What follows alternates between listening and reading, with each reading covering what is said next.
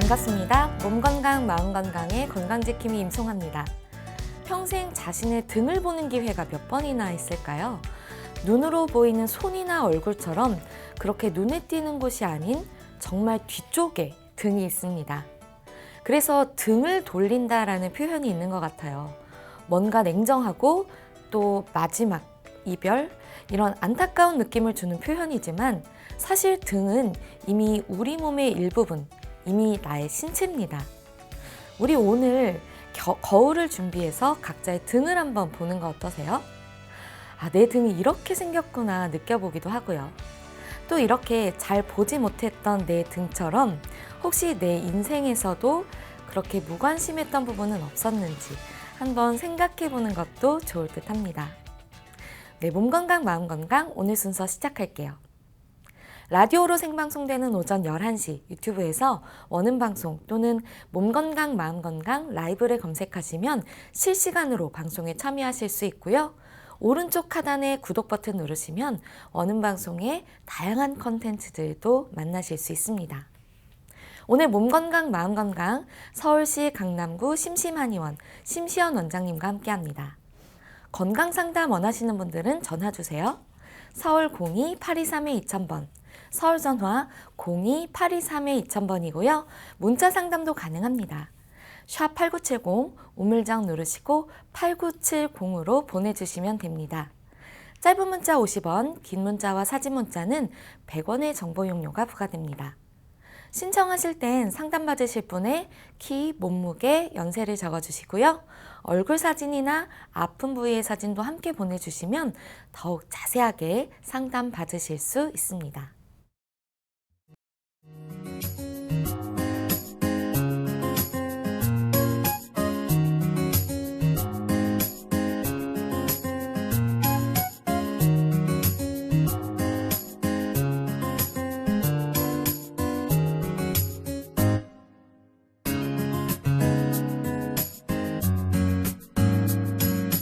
몸 건강, 마음 건강.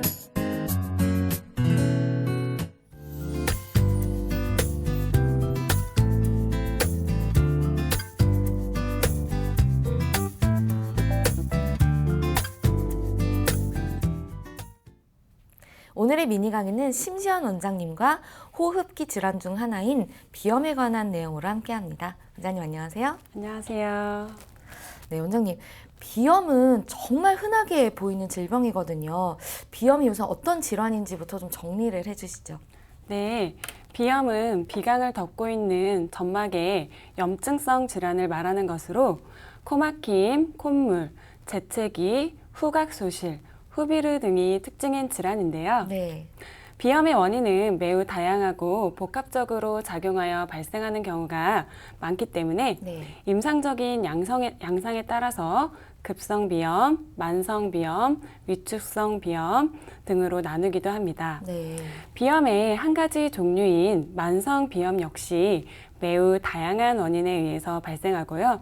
크게 만성비염은 감염성 비염과 비감염성 비염으로 나눌 수 있습니다. 그럼 비염을 진단하는 기준은 정확히 어떻게 되나요? 네, 비염을 진단하는 일반적인 기준은 비강 내의 염증 반응을 확인하는 것이지만요. 임상적으로는 그 기준이 명확하지가 않고 현실적으로 그 정확한 기준을 잡기가 어렵기 때문에 통상적으로는 코막힘이나 콧물, 재채기와 같은 발현되는 증상의 유무로 비염을 진단하게 되는데요. 학문적으로는 급성비염, 만성비염, 알레르기성 비염, 혈관 운동성 비염, 비후성 비염 등과 같이 세부적으로 나눌 수가 있지만 일반적으로 만성비염이 있는 사람은 알레르기성 비염이나 혈관 운동성 비염을 함께 지니고 있으므로 임상적으로 나누어서 정확히 분류하기도 애매한 실정입니다. 사실 비염 자체는 그렇게 치명적인 질환이라고 보기는 어려운데요. 하지만 치료가 쉽지 않고 삶의 질을 현저하게 떨어뜨리는 질환이에요. 실제로 알레르기성 비염의 경우에는 대기 오염이나 식품 첨가물 사용의 증가, 그리고 도시화 등의 환경적인 변화로 인해 그 유병률이 점차 증가하고 있는 추세입니다. 네. 그리고 비염과 비슷한 증상을 가진 질환 중에 부비동염이라고도 부르는 축농증이 있는데요. 둘 다 코막힘, 콧물, 재채기 증상이 있다는 점에서 증상만으로 비염과 축농증을 구별하기는 어렵습니다. 네. 하지만 축농증은 글자 그대로 농이 부비동에 쌓여 있는 것이고요. 대개 감기가 오랫동안 낫지 않거나 알레르기성 비염이 오래돼서 염증 반응이 부비동까지 파급될 때 발생한다고 봅니다. 그 알레르기성 비염, 뭐 만성 비염, 비염의 종류도 되게 다양하더라고요. 네네. 맞아요. 네, 비염은 크게 만성 비염과 알레르기성 비염, 혈관 운동성 비염, 비유성 비염 이렇게 크게 네 가지로 분류해 볼 수 있는데요. 네. 우선 만성 비염이 있어요. 주로 코막힘이 주된 증상이고요. 좌우의 교대로 막히는 경우가 많으며 주로 오전에 코막힘과 콧물 증상이 가장 심한데요. 네. 오후가 되면서 완화되게 돼요. 그리고 콧물의 색깔은 사실 되게 맑지만 만약에 세균 감염이 있는 경우에는 황록색의 화농성 비루가 보이는 경우도 있습니다. 만성비염의 경우에는 지속적인 염증 반응으로 인해서 신경이 노출되면 발작적인 재채기를 할 때도 있습니다. 그럼 만성비염이 처음부터 만성비염이 아니라 이거는 좀 오래 지속됐을 때 만성적으로 변한다는 거죠? 네, 맞습니다. 그리고 두 번째로 흔하게 볼 수 있는 비염으로는 알레르기성 비염이 있어요. 네. 알레르기성 비염은 주변 환경과 알레르기를 유발하는 원인 항원에 노출이 되면서 발작적인 재채기를 연속적으로 하게 되고요. 네. 동시에 맑은 콧물이 흐르며 눈과 코의 가려움증이 이제 유발되고 또 코 속에 코막힘 증상이 있는 것이 대표적인 증상입니다. 때때로 전신적인 소양감이 동반될 때도 있고요. 증상이 지속되게 될 때는 합병증으로 중이염이나 부비동염, 인후두염 등이 동반될 수 있습니다. 소양감이라는 건 어떤 거죠? 가려움증을 말하는 거예요. 그래서 눈과 코의 가려움증 이외에도 몸에서 전체적으로 그런 소양감, 가려움증이 같이 유발될 수 있거든요. 네. 네네. 그리고 세 번째로는 혈관 운동성 비염을 들 수 있는데요. 네. 코 혈관이 이제 정상적인 운동에서 불안정 상태를 일으키는 알레르기 질환으로서 특히 심리적인 인자나 정서적인 요인, 이제 피로감 같은 것들과 밀접한 관련을 보입니다. 네. 코의 혈관 운동 상태의 불안정 상태로 코막힘 증상을 주로 호소하거나 또는 과도한 수양성 비루를 일으키는 증상으로 나눌 수가 있고요. 대개는 10대에서 30대 여성에게서 발작적인 재채기와 함께 비루, 즉 콧물이 과다하게 분비되는 경우가 많으며 네. 그 밖에도 후비루, 안면신경통, 두통, 불쾌감, 피로감, 편두통 등의 증상도 나타날 수 있습니다. 네. 그리고 마지막으로 네 번째로는 비유성 비염이 있어요. 이 비유성 비염은요, 코막힘이 똑같이 주요 증상이고요. 콧물 및 후각 장애가 발생될 수도 있어요. 그리고 이 코막힘은 보통 좌우가 교대로 막히고요. 증상의 정도도 다양하고 심할 때는 양쪽 코가 모두 막혀서 코로 숨 쉬는 것이 힘들어지기 때문에 환자분은 입으로 숨을 쉬게 됩니다. 네. 네 가지 비염의 종류에 대해서 말씀을 해주셨는데 네. 그럼 원인들도 다 각각 다른 거죠? 네, 맞습니다. 만성 비염의 경우에는 급성 비염에 대한 치료가 불완전했거나 아니면 아까 말씀하셨듯이 비염이 계속 반복될 때 나타나게 되고요. 네. 부비동이나 편도 조직의 만성적인 염증으로 인해서 비염이 오랫동안 지속되게 되거나 전신적인 영양 상태가 불량하거나 면역력이 약할 때도 만성 비염이 나타나게 되는데요. 네. 기타 알레르기성 비염의 지속, 비강 구조의 이상, 자율신경계의 불균형, 호르몬 이상, 약물에 의해서도 유발될 수 있습니다. 네. 그리고 이제 흔하게 나타나는 게 알레르기성 비염인데요. 알레르기성 비염을 유발하는 원인 항원을 알레르겐이라고 하는데 꽃가루나 곰팡이, 진먼지 진드기, 동물의 털이나 곤충의 분비물과 같이 호흡기를 통해 흡입되는 것들에 의해서 발생하는 것이 사실 대표적인데요. 네. 때로는 음식물이나 약물에 의해서도 알레르기성 비염이 유발될 수 있습니다. 또한 유전적인 영향도 있는데요. 네. 부모 중 한 사람이 알레르기성 비염을 갖고 있을 때는 자녀의 50%에서 이제 비염이 걸리게 되고요. 양 부모가 모두 알레르기 질환을 갖고 있을 경우에는 자녀의 75%에서 알레르기성 비염을 보인다고 하거든요. 그래서 아토피 피부염이나 천식, 알레르기성 비염을 3대 알레르기 질환이라고 하는데요. 알레르기성 질환을 겪는 환자의 75%에서 유전인자의 영향으로 25세 이전에 증상이 시작된다고 알려져 있습니다. 그리고 혈관운동성 비염 같은 경우에는 외부의 온도 변화나 냄새 등 비특이적인 외부 자극 요인에 의해 비강 점막이 과민 반응을 보여서 나타나게 되는데요. 네.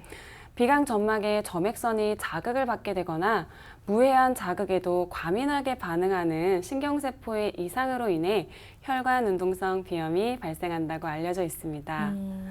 또 비유성 비염은 코 내부의 비강의 구조에 구조적인 변형으로 인해서 나타나는 비염을 말하는데요. 네.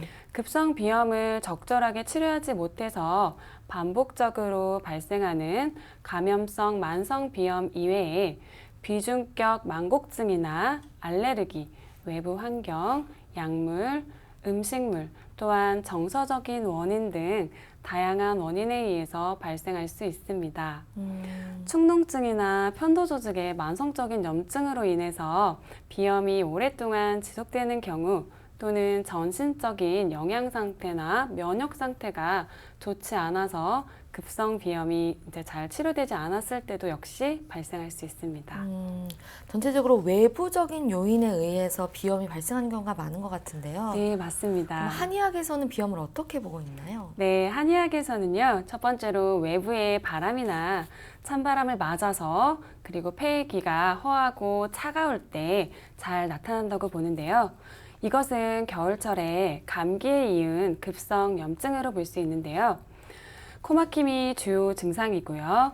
몸이 으슬으슬 떨리는 오한이나 발열, 기침과 같은 감기 증상을 같이 동반하게 됩니다. 이때는 바람과 찬 기운의 나쁜 기운을 발산시키는 치료법을 쓰게 되고요. 네. 두 번째로는 바람의 열이 콧구멍에 침입해서 폐의 기가 잘 소통이 되지가 않고 이것이 오랫동안 정체되면 뜨거운 열로 변해서 폐 경락에 열이 정체되어 발생한다고 보는데요. 네. 이것은 감염성 비염으로 해석될 수 있습니다. 환자분들은 숨쉬기가 힘들고 콧물이 끈적끈적하며 얼굴에 울긋불긋 무언가가 돋아나요 라고 증상을 호소하게 되고요. 네. 콧물의 색이 황색을 띠거나 진하며 타액에서 냄새가 나게 됩니다.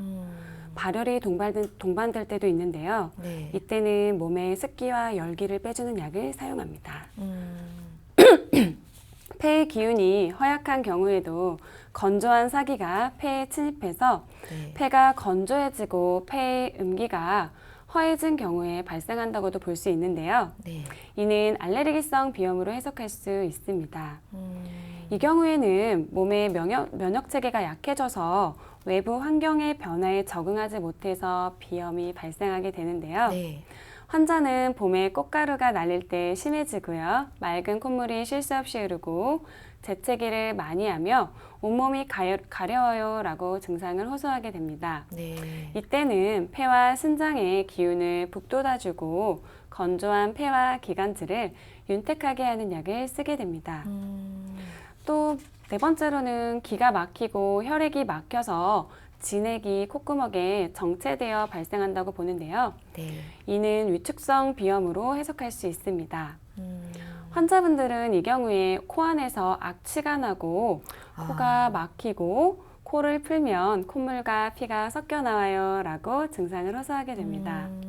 굉장히 불편하실 것 같은데 그럼 치료 방법은 어떤 것들이 있나요? 네, 일반적으로 알레르기성 및 만성비염은 유년기에서 사춘기까지 증상이 심해졌다가 이제 성년이 되면서 증상이 완화되는 경우가 많은데요. 네. 그런데 이 증상이 완전히 사라지지 않고 각종 질병과 겹치거나 면역력에 변화가 생기게 된다거나 주변 환경의 변화에 따라서 증상이 변하기도 합니다. 사실 비염을 근본적으로 치료하는 방법을 찾기는 어렵다고 볼 수도 있는데요. 네. 서양의학에서 알레르기성 비염의 경우에는 주로 스테로이드제를 쓰지만 약을 투여할 때만 효과가 있고 다시 알레르기를 일으키는 인자에 노출이 되게 되면 재발한다는 문제점이 있습니다. 네. 그리고 환자분에게 원인 알레르겐을 소량부터 차츰 투여해서 농도를 높여가면서 투여를 하거든요. 이렇게 해서 환자의 면역 반응을 조절함으로써 증상을 경감시키는 이른바 면역요법이라는 치료법이 있기는 한데요. 네. 하지만 적어도 3년에서 5년간의 긴 시간 동안 치료를 시행해야 합니다. 비후성 비염의 경우에는 네. 수술적인 치료 방법으로 비갑계 성형술이나 비갑계 절제술, 레이저 수술, 고주파를 이용한 수술 등을 시행하게 되는데요. 수술로서 만족할 만한 효과를 보는 환자군은 전체 환자군 대비 소수에 불과하다고 알려져 있습니다. 비염 치료가 정말 어려운 것 같아요. 뭐 주변에서도 그래서 정말 오랜 시간 동안 좀 고생하시는 분들도 있고 정말 말 그대로 완치가 안 된다라는 거에 좀 절망적인 느낌을 가지시는 분들도 있는데 어떤 식으로 한방에서는 치료를 하고 있나요? 네, 비염의 한방 치료로는 크게 침 치료, 한약 치료, 뜸 치료, 약침 치료, 순화 치료를 들 수가 있는데요. 몸 안에 습열이 가득하면 염증 반응이 심화되어 비염 역시 악화되게 됩니다. 침 치료로는 영향열, 네. 상성혈, 인당혈, 합곡혈, 사백혈, 족삼리혈과 같은 비염 치료에 좋은 자리에 침을 놓아서 네. 막혀있던 기를 순환시켜서 소통을 시켜줄 수 있는데요. 쉽게 말해서 방 안에 습기가 가득할 때 창문을 열어서 환기를 시키게 되면 쾌적하게 되듯이 침으로써 몸의 기운을 바로잡아준다고 할 수 있습니다. 네. 그 다음으로는 한약 치료를 들 수가 있는데요. 알레르기성 비염이나 만성 비염의 원인을 근본적으로 찾아보게 되면 몸의 면역력이 약해져서 특히 폐와 신장의 기능이 저하된 것과 관련이 깊은 것으로 봅니다. 네. 외부 환경의 변화를 몸이 따라가지 못해서 발생하게 되는 것인데요. 이때에는 한약으로서 폐 기능과 신장 기능의 이제 정상화를 돕고요. 네. 면역력을 강화시키는 치료를 시행합니다. 육미지향안이나 보중익기탕이라는 탕약을 환자분 개개인의 몸에 맞게 정확한 진단을 한 후 가감해서 처방을 활용할 수 있고요. 네. 또는 콧물을 습기로 볼 수 있는데 환자의 증상에 따라서 몸에 있는 습기를 인위적으로 빼주는 약이 필요할 수도 있습니다. 이때에는 방풍 통성산이나 용담 사간탕과 같은 약을 활용할 수 있고요. 뜸 치료 또한 활용할 수 있는데요. 몸이 차가우면 기운이 소통되지 않고 몸이 따뜻해지고 적정 체온이 유지되게 되면 기운이 잘 소통될 수 있습니다. 기가 잘 흘러가야 이제 면역력이 생기고 병에 걸리지 않으며 비염을 유발하는 비강 내부의 점막 기능도 정상화될 수 있는데요. 네. 뜸으로 몸을 따뜻하게 해주고 기를 순환시켜서 좋은 효과를 얻을 수 있습니다. 네. 또한 약침 치료 역시 비염 치료에 활용하게 되는데요. 사람에 따라서 소화 기능이 약하거나 간의 기능에 이상이 있는 사람은 한약을 복용하더라도 그것을 온전히 흡수하지 못하는 경우도 있거든요. 이때에는 약침이 좋은 대안이 될 수 있는데요. 그 깨끗하게 정제된 한약재를 액화시켜서 비염과 관련된 혈자리에 직접 투여하게 되면 한약보다는 조금 더 직접적이고 일반 침 치료보다는 조금 더 강력한 효과를 기대할 수 있습니다. 그러니까 약침이랑 일반 침은 근본적으로 다른 거죠? 네, 약침은 한약재를 정제해서 추출한 액체를 그 혈자리에 주입하는 방식입니다. 네. 침 치료는 침을 그냥 자침하는 거고요. 아. 네, 침 치료에도 여러 가지 방식이 있습니다. 네. 그리고 마지막으로 추나요법 또한 활용할 수 있는데요. 네. 근골격계 질환에 많이 쓰이는 추나요법은 사실 비염 치료에 직접적인 역할을 하지는 않아요. 그런데 이제 잘못된 자세로 인해 몸이 틀어지고 특히 거북목인 경우에는 자율신경계에까지 악영향을 미치기 때문에 비염을 유발할 수 있거든요.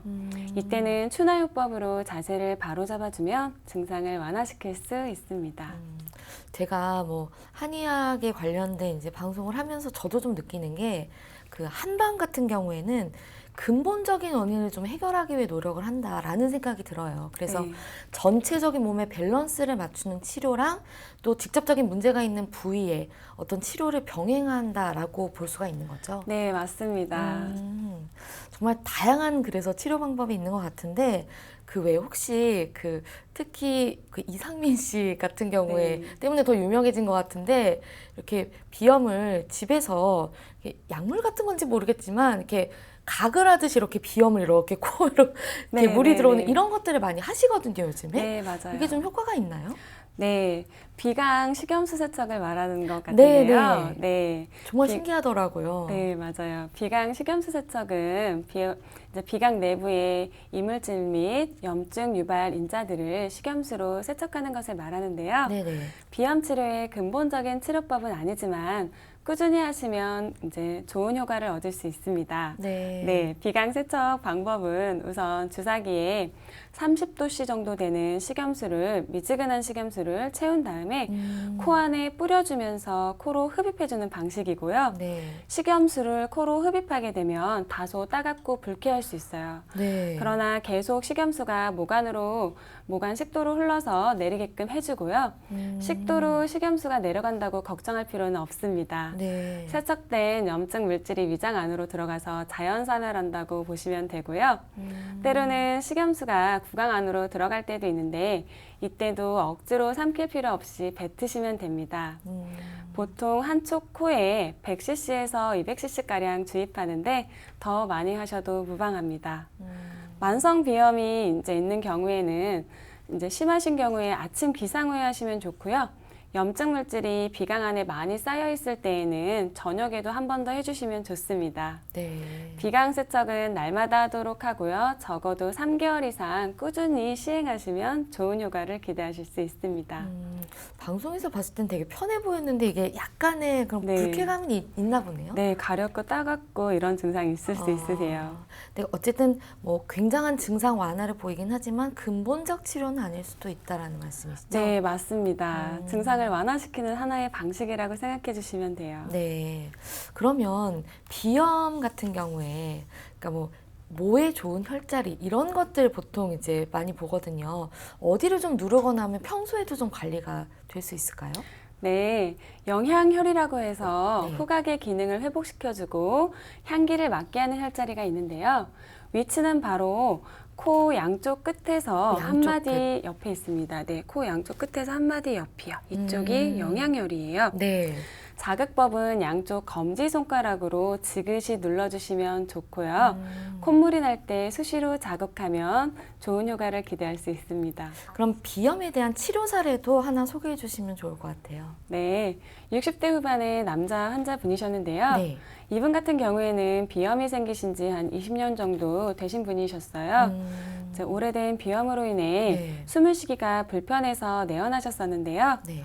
근데 일단 이분 같은 경우에는 역류성 식도염이나 오래된 만성 위염 같은 다른 부수적인 증상들도 같이 수반된 케이스여서 상담 및 검사기기 그리고 문진, 예진설문지, 맥진, 복진 등을 통한 꼼꼼한 진단을 시행해 그분의 몸에 맞게 치료약을 처방해서 맞춤 치료를 진행하게 되었는데요. 네. 더불어서 목과 어깨 및 머리 그리고 흉복부 순환을 원활하게 해주는 뜸 치료 및 부항술 치료 그리고 침 치료를 시행해서 코 주변부의 순환이 더 원활해질 수 있도록 치료를 시행했어요. 이분 같은 경우에는 몸의 피로도나 이제 외부 계절에 의한 온도 변화에 의해서 몸이 굉장히 민감한 분이셔서 네. 코 점막부의 호흡이 더 원활해질 수 있게 한약 추출액을 사용한 약침 치료도 같이 시행했었는데요. 다행히 몸의 전반적인 순환과 면역 기전이 조금 좋아지셔서 처음에 소화기 증상과 더불어 한 3개월 후에 숨만큼의 불편한 증상이 이 정도 수준으로 큰 호전을 보이셨고요. 그 이후에 더 크게 재발하거나 나빠지지 않으셨습니다. 20년 정도 비염을 유지됐다면 이게 되게 만성적인 거잖아요. 네, 맞습니다. 근데도 이렇게 좀 큰 치료 효과를 볼 수가 있나요? 네, 3개월 동안 타이트하게 치료를 하셨어요. 네. 한 초반 일주일은 거의 하루도 빠짐없이 오셨고, 그 다음 2주, 3주 차에는 몸이 조금씩 회복되면서 주 3회 정도 치료를 하셨었고요. 그 이후에는 이제 몸이 더 좋아지셔서 치료는 주 2회 정도 병행하셨고, 이제 그 외에 집에서 홈케어나 이런 것들은 생활 관리를 다 해드렸었거든요. 네. 한약도 집에서 거의 매일 3개월 동안 빠짐없이 잘 챙겨 드시고, 몸의 기능이 많이 회복된 케이스였어요. 네, 아무래도 방치를 하면 치료가 조금 더 어려워지기는 하죠. 네, 맞습니다. 방치하시면 아무래도 증상이 염증 반응이 계속 조금씩 누적이 되기 때문에 나중에는 더 치료 기간도 오래 걸리고 회복되는데도 더 환자분도 힘들어하세요. 네. 네, 비염하고 축농증은 또 다른 거죠, 원장님? 네, 맞습니다. 어떻게 다른가요? 아까도 설명드렸듯이 네. 비염 같은 경우에는 단순히 콧물이나 재채기, 코막힘 증상이 주된 증상이라고 한다면 축농증 같은 경우에는 비염이랑 같이 그 세 가지 증상은 있지만 더불어서 부비동에 농이 쌓여 있는 경우 더 심해졌을 때 나타나는 증상이라고 생각해 주시면 돼요. 그러니까 결국에 축농증이라는 건 비염이 계속 진행돼서 생기는. 네, 맞습니다. 말 그대로 축적되는 거고요. 농이 축적돼서 생기는 이제 코 안에, 비강 안에, 부비동 안에 농이 축적되어 생기는 질환이라고 생각하시면 됩니다. 제가 이걸 왜 여쭤보냐면 보통 이렇게 좀 약간 말할 때 좀 코막힘이 느껴지는 분들 네, 있잖아요. 맞습니다. 그런 분들한테 이렇게 보통 많이 물어봐요. 비염 있어? 라기보다 너 축농증 있구나? 라고 질문을 하거든요. 네, 근데 맞습니다. 축농증만 있고 비염이 없는 경우는 없다는 건가요? 그러면? 네, 보통 축농증은 비염이 급성 비염이 잘 낫지 않아서 만성 비염으로 이제 진행이 되게 되고 그 만성 비염에서도 더 진행이 돼서 염증이 이제 세균 감염 등에 의해서 화농으로 변할 때 생긴다고 생각해 주시면 좀 더 편하게 이해하실 수 있을 것 같아요. 네. 알겠습니다. 그럼 평소에 좀 비염을 예방하거나 혹은 비염이 있는 분들이 좀 호전을 보일 수 있도록 하는 생활 습관이 있다면 좀 알려주시죠. 네. 만성 비염이나 알레르기성 비염의 치료 목표는 사실 그 증상을 없애거나 또는 그 증상이 조금 남아있다고 하더라도 일상생활에 큰 불편함을 주지 않도록 하는 것인데요. 네. 그렇게 하기 위해서는 사실 이제 주변 환경 관리가 가장 중요합니다. 네. 또한 갑자기 찬 공기에 노출이 되게 되면 비염이 악화될 수 있으므로 특히 겨울철 외출 시에는 마스크와 스카프를 착용하는 것이 좋고요. 여름철이나 겨울철 모두 실내외의 온도 차이가 너무 크게 나지 않도록 적정 온도를 유지하는 것이 좋습니다. 네. 그리고 일반적인 먼지나 온도의 변화, 담배 연기나 매연, 미세먼지와 같은 공기, 피부에 바르는 화장품이나 로션, 급성 및 만성 스트레스 또한 비염의 유발 요소라고도 할 수 있는데요. 침대나 이불, 베개, 담요 등의 먼지와 진먼지 진드기가 쉽게 끼면서도 방출되기 네. 어려운 친구들이 있어요. 그런 친구들은 지퍼가 달린 커버를 사용하는 것이 좋고요. 베개나 침대의 커버는 가능하면 삶아서 살균하는 것이 좋습니다. 네.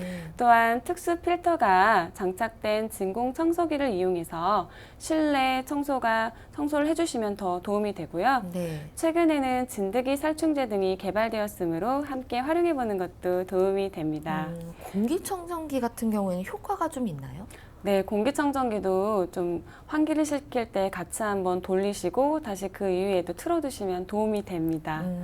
개나 고양이의 털과 같이 네. 동물의 분비물도 역시 비염의 한 가지 원인인데 그럼 만약에 동물의 털이 항원이라면 집안 혹은 집 근처에서 동물이 머물지 않도록 하셔야 하고요. 네. 그리고 동물이 사라지고 나서도 6개월 정도는 집안에 동물과 관련된 비염을 유발하는 항원이 잔류해서 비염이 지속되는 경우도 네. 있음에 유의하시는 것도 중요합니다. 특정 음식을 먹고 나서 비염 증상의 악화를 경험한 경우가 아니면 음식을 굳이 가려서 먹지는 않아도 되지만 일부 환자 같은 경우에는 특정 음식을 먹은 후에 비염 증상이 악화되는 경우가 있거든요. 이럴 때는 음식에 의한 알레르기인지 확인하는 것이 좋습니다. 이게 꼭 말하자면 호흡기로 들어오는 게 아니라 음식 섭취에 의해서도 비염이 좀 발생할 수가 있나 보네요. 네, 맞습니다. 사람마다 몸이 다르기 때문에 특정 음식물의 어떤 식품에 의해서도 알레르기를 일으킬 수 있거든요. 네. 그래서 그거는 만약에 알레르기가 없으면 굳이 가려서 드실 필요는 없는데, 만약에 어떤 음식을 먹고 알러지가 나타난다면 어떤 음식에 의한 반응인지도 확인해 보시는 것이 필요합니다. 네, 그렇군요. 네, 그래서 오늘은 비염에 대해서 알아보는 시간이었는데요. 원장님 좋은 말씀 감사합니다. 네, 감사합니다. 미니 강의 오늘은 심시연 원장님께서 비염에 대해 자세히 강의해 주셨습니다. 미니 강의 함께 하시면서 궁금한 점 있거나 오늘 강의 주제와 연관이 없더라도 평소에 건강 상담 받아보고 싶었던 분들 전화 주세요. 본인 증상은 물론 가족이나 지인의 증상으로도 상담 가능합니다. 서울 전화 02-823-2000번으로 전화 주시면 되는데요. 몸건강 마음건강이 라디오로 생방송되는 평일 오전 11시부터 정오 사이에 전화 열어두고 있습니다. 문자로도 상담 신청 받고 있는데요. 문자 참여는 샵8970 우물정 8970입니다. 짧은 문자 50원, 긴 문자와 사진 문자는 100원의 정보 이용료가 부과됩니다. 건강한 행복을 만나는 시간, 여러분은 지금 WBS 원음 방송 건강상담 프로그램 몸건강 마음건강 함께하고 계십니다.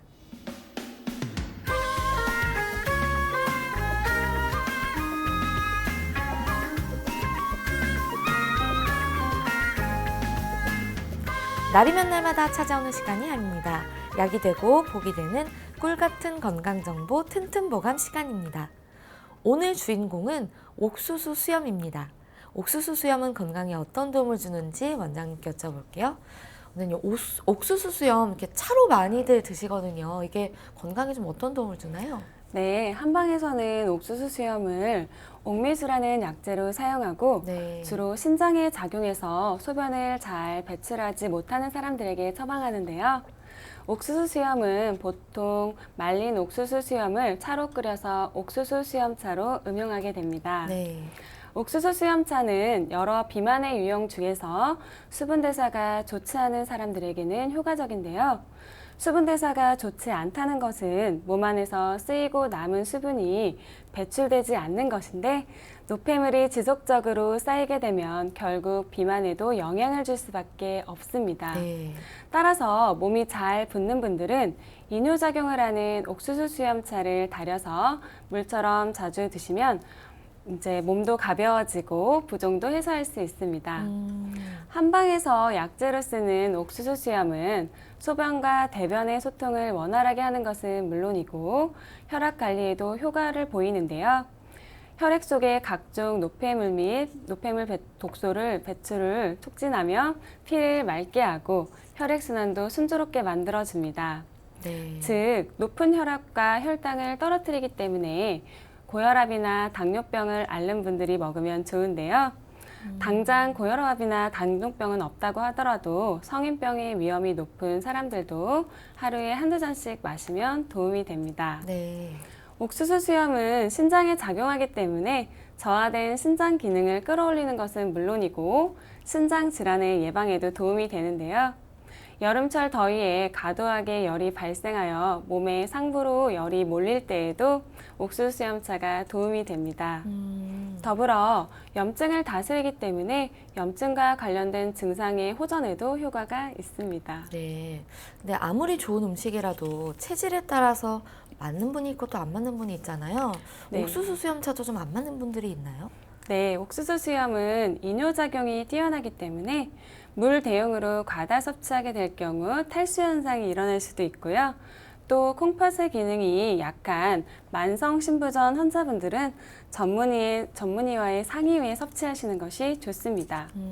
그리고 몸이 차고 아랫배가 냉한 소음이는 옥수수 수염차보다는 기혈순환에 좋은 한기차나 계피차를 드시면 더 도움이 되십니다. 네, 옥수수 수염차가 왜 좀 다이어트에 도움이 되나 했는데 오늘 아주 자세하게 알 수 있었던 것 같습니다. 원장님 좋은 말씀 감사합니다. 네, 감사합니다.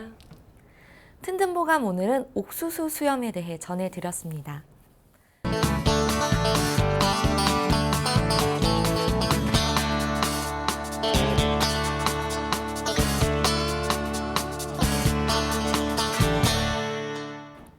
자, 그럼 오늘의 건강상담 시작해 볼 텐데요. 건강상담은 체질이나 상황에 따라 개인차가 있을 수 있다는 점 미리 말씀드립니다. 상담 전화 서울 02-823-2000번입니다. 몸건강, 마음건강은 TV와 라디오를 통해 방송됩니다.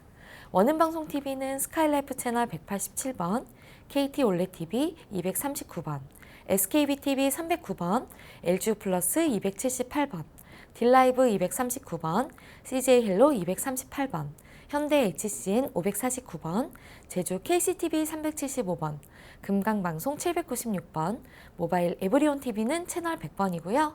라디오는 서울 경기 FM 89.7, 부산 경남 104.9, 대구 경북 98.3, 광주 전남 107.9, 전북 충남 지역은 97.9MHz입니다. 원음방송은 스마트폰으로도 만나실 수 있는데요. 플레이스토어나 앱스토어에서 원음방송 검색하시면 무료로 다운받으실 수 있습니다. 오늘은 심시연 원장님께서 친절한 상담해드립니다. 자, 그럼 첫 번째 전화 받아보겠습니다. 여보세요? 여보세요? 네, 반갑습니다. 네, 본인 상담이신가요? 예. 네, 키와 몸무게 그리고 연세가 어떻게 되십니까? 키는 60이 조금 안 되고 이제 적어졌고요. 네, 몸무게는 57kg 정도 나가요. 네, 연세가 어떻게 되시나요? 나이는 64세요. 네, 지금 제 옆에 심시연 원장님 계십니다. 편하게 상담 받아보세요. 예.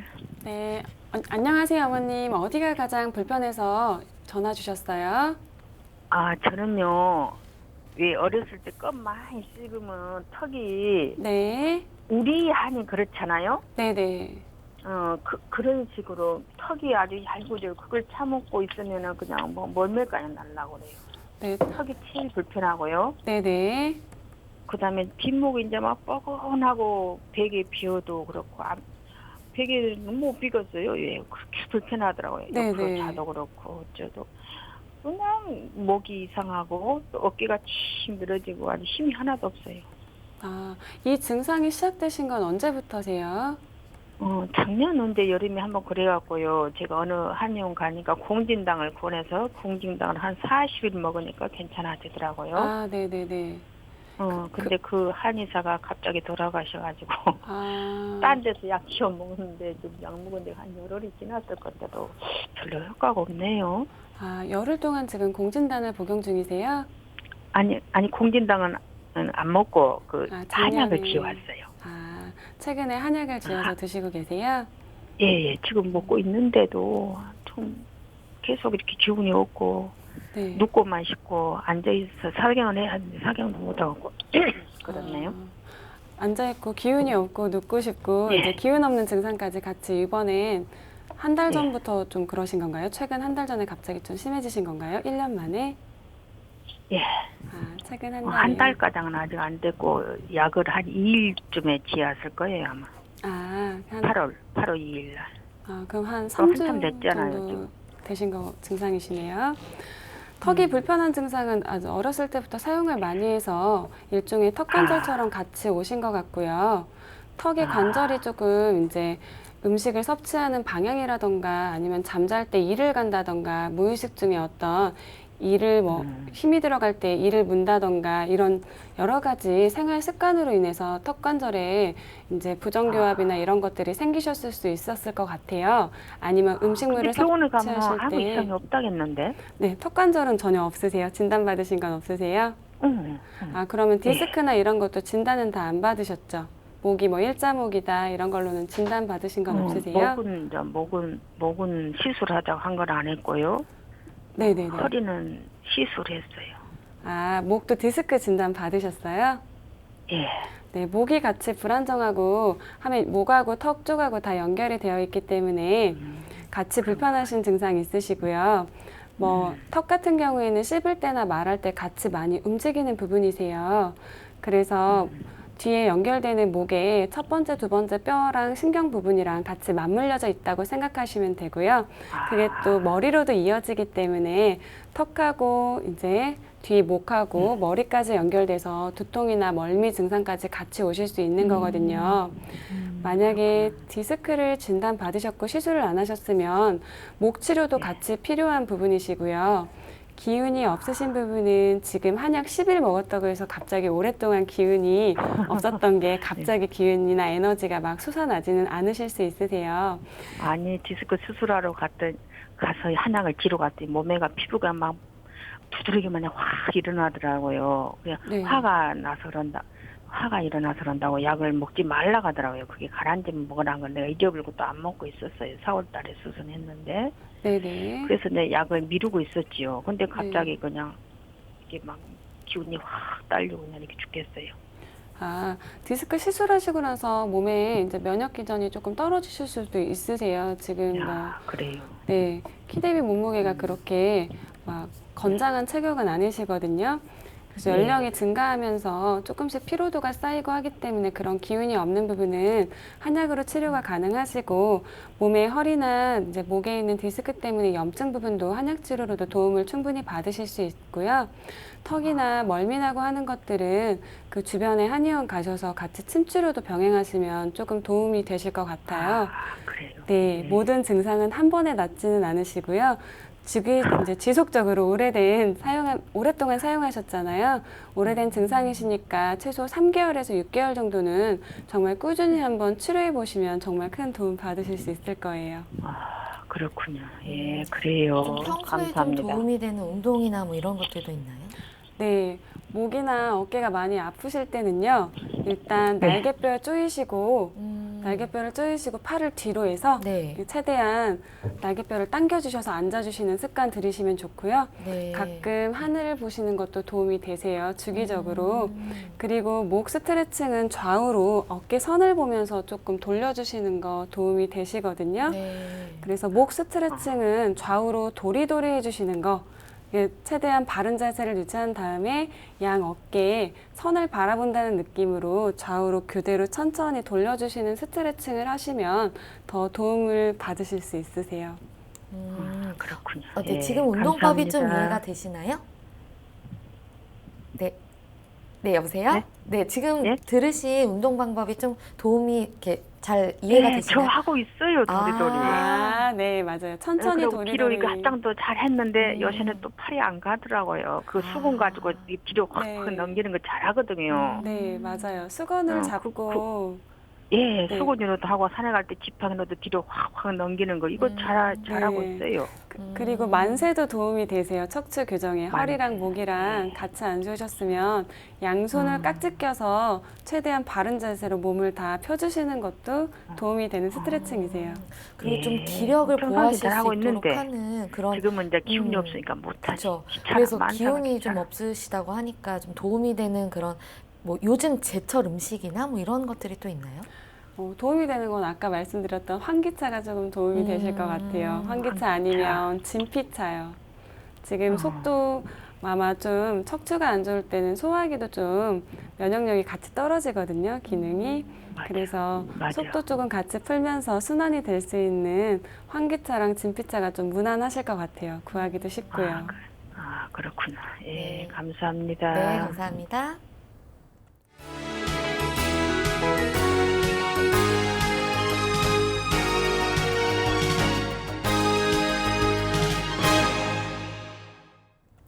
네, 뒷번호 7779 쓰시는 분인데요. 일자목인데요. 그래서 운동도 하고 관리도 해서 생활하는데 뭐 큰 불편은 없습니다. 그런데 50이 넘어가니까요. 자꾸 근육이 굳고 예전보다 관리가 더 힘듭니다. 목 교정을 받아야 할까요? 혹시 제가 뭐턱 관절이 안 좋은가요? 라고 질문을 주셨어요. 네. 일자목을 갖고 계신 분들 중에 턱이 안 좋은 분들이 사실 많기는 하세요. 목하고 귀하고 턱하고 연결되는 예풍혈이라는 부분이 귀 뒤쪽에 있는데요. 이 부분이 일자목을 갖고 있는 분들 경우에는 이제 거의 많이 경직이 되어 있으시거든요. 이 부분을 조금 풀어주시는 건 도움이 되시고요. 네. 턱 문제는 같이 이제 있는지는 한번 가서 정확히 제가 상담을 하지 않아서 보지 않아서는 모르겠는데 가까운 병원 가셔서 한번 턱은 검진을 한번 받아보실 것을 권해드리고요. 운동이나 관리를 하는데 이제 근육이 굳는 부분들은 사용을 계속하기 때문에 생기는 증상이세요. 이제 현대인들은 아무래도 스마트폰을 보거나 PC 사용량이 많아졌기 때문에 한 자세로 경직돼서 이제 있는 경우들이 많거든요. 네. 그렇게 되면 목 쪽에 긴장이나 부하가 걸리기 쉽고요. 목 쪽을 잡아주는 근섬유막에 염증이 생기기 쉬우세요. 그런 부분들은 운동이랑 관리만으로는 사실 한계가 좀 있다고 한다면 적극적으로 침 치료도 같이 해보시는 것도 권해드리고 싶거든요. 네. 네. 저 같은 경우에도 턱 관절이 전 일자목은 아니지만 좀 안 좋은 것 같은 게 입을 좀 크게 벌리면 소리가 이렇게 나요. 약간 모래가 이렇게 움직이는 소리라고 해야 되나? 네네. 그러면 저도 좀 관리를 받아보는 게 좋을까요? 네, 맞습니다. 목이 안 좋을 경우에 같이 턱 뒤에서 잡아주는 그 지점이 뭉쳐있는 경우가 많거든요. 그래서 꼭 턱관절이라고 할 수는 없어도 소리가 입을 벌렸을 때 크게 입을 벌려서 턱에서 소리가 난다고 네. 한다면 이제 턱관절의 전조 증상이라고 생각해 주셔도 괜찮을 것 같아요. 치료를 같이 병행하시면 도움이 되세요. 그냥 아픈 건 아닌데 소리만 나도 이걸 치료를 받는 게 좋은 건가요? 그렇게 크게 불편함이 없더라도 조금이라도 어떠한 증상이 나타난다고 한다면 예방 차원에서 미리 관리하고 이제 치료해 주시면 더 도움이 되세요. 더 심해지기 전에 치료를 하는 게 좋다라는 말씀이신 거죠? 네, 그런 조그마한 미미한 증상들이 쌓여서 나중에는 크게 될 수 있기 때문에요. 지금 어깨가 굽고 경직되는 부분들도 계속해서 몸을 쓰기 때문에 있을 수 있는 증상이세요. 여름에는 뒷목에 에어컨 바람이나 선풍기 바람 같은 거를 쐬기가 쉽고 네. 겨울에는 워낙 바람이 차기 때문에 한기를 또 뒷목에 맞을 수 있거든요. 몸이 기본적으로 찬 기운에 감촉이 되면 이제 많이 경직이 되기 쉽다고 생각하시면 돼요. 뻣뻣해지기도 쉽고요. 턱 관절 같은 경우에도 자꾸 좀 움직여주고 이런 게 좀 도움이 되나요? 네, 평소에 아예이오라든가 네. 그리고 음식 액체를 섭취할 때 가글을 여러 번 해주는 것도 턱관절 교정에 도움이 되시고요. 의식적으로 턱이 조금 불편하다 싶으시면 음식물을 먹을 때 이쪽 턱으로 한 10번 씹었으면 반대쪽 턱으로 10번 씹는 식으로 하시는 그게 것도 중요하다고 하더라고요. 네, 그런 생활 습관도 굉장히 도움이 되세요. 네, 그렇군요. 참고하겠습니다.